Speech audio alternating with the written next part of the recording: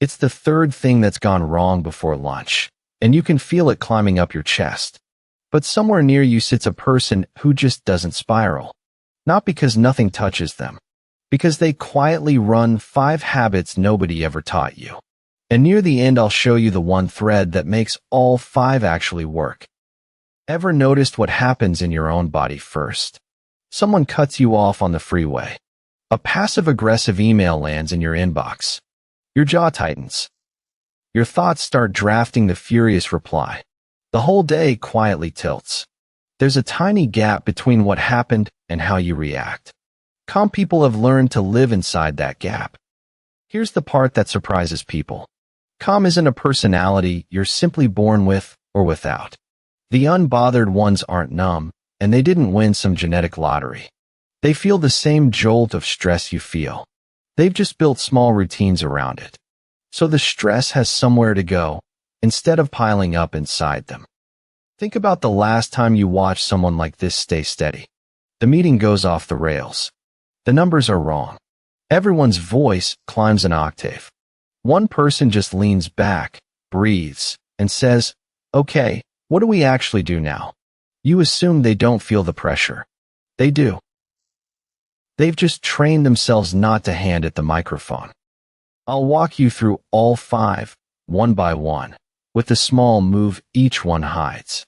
But keep a question in the back of your mind as we go. Near the end, I'll show you the single thread running through every one of them. Miss that thread, and these stay tips you forget by tomorrow. Catch it, and calm slowly becomes your default. Habit 1. They pause before they respond. Most of us react on pure instinct. The honk, the snap, the text we regret by lunch. Calm people take one slow breath first. Then they quietly ask, "Is this actually worth my energy?" That half second between the spark and the reaction is small. It's also where almost all of your peace is won or lost. There's a real reason that pause works. When something threatens you, the oldest part of your brain fires first.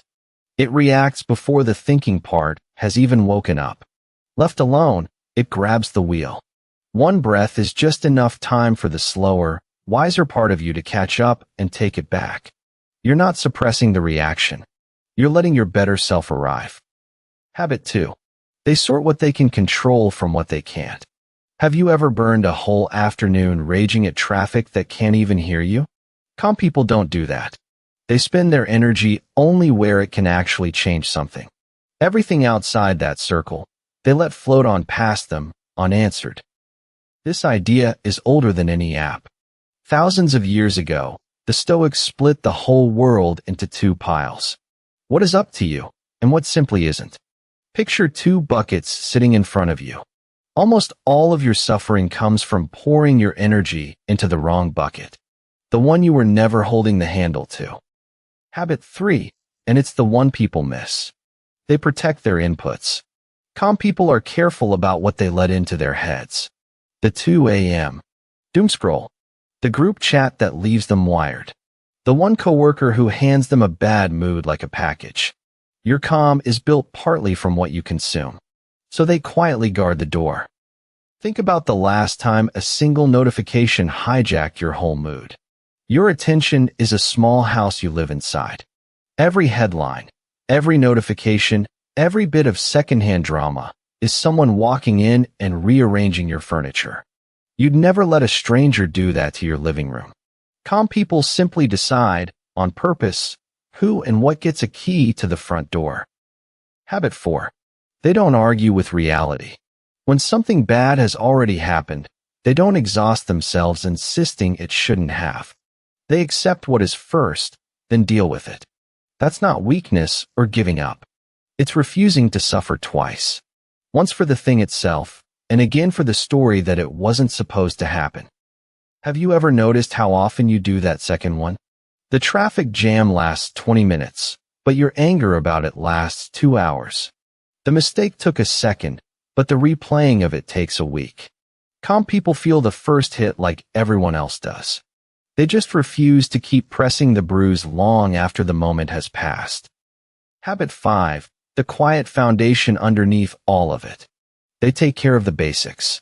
Enough sleep, real food, a little movement, a few minutes to just breathe. It sounds almost too simple to matter. But when you're exhausted and running on empty, every small annoyance feels like an emergency. Your body has nothing left to absorb it with. This is the part people skip, and it isn't optional. Calm isn't only a mindset you install from the neck up. A tired, underfed, overstimulated body pumps out stress chemicals all on its own. No bad day required. You can't outthink a nervous system that's already running hot. Sometimes the wisest thing you can do for your mind is feed and rest your body. Ever left 40 tabs open on a slow, groaning computer? That's what an anxious mind feels like. Every unmade decision, every unanswered message, every ill deal with it later hums quietly in the background. Calm people close tabs. They finish the small thing or consciously let it go. Their mind isn't running 40 background programs while trying to enjoy a single quiet moment. Now the thread I promised you. Notice what all 5 habits share. Not one of them stops the stressful thing from happening. The freeway, the email, the bad news still come. Every single habit is about that gap, the tiny space between what happens to you and what you do next. Calm people didn't shrink the world. They widened that gap. So maybe you've spent years believing you're just an anxious person. Wired wrong. Born without whatever the calm ones got. Please hear this. You were never broken. You simply reacted from inside the gap before anyone ever showed you it was there. That isn't a flaw buried in your character. It's a skill nobody sat you down and taught. And here's the freeing part. You don't have to feel calm before you can act calm. It runs the other way around. You practice the pause when you don't feel like it. You let the small thing go before you've fully forgiven it. Do it enough times, on ordinary days, and one afternoon you notice the calm arrived on its own. So start with just one, the pause, today. The next time your stress spikes, before you react, take one slow breath and ask, is this worth my peace? Don't try to install all 5 by Friday. Pick that single question. Use it over and over on the small stuff, and let it quietly rewire the rest from there. Because you can't control most of what happens to you. The traffic, the moods, the bad news, none of it waits for your permission. But you can slowly become the kind of person it doesn't knock flat. That steadiness was never a personality handed to you at birth. It's built, one widened gap, one slow breath, one small choice at a time. Which of these 5 feels hardest for you right now? Tell me one word in the comments. And if you want more quiet tools for a mind that won't slow down, subscribe. That's exactly what this channel is here for.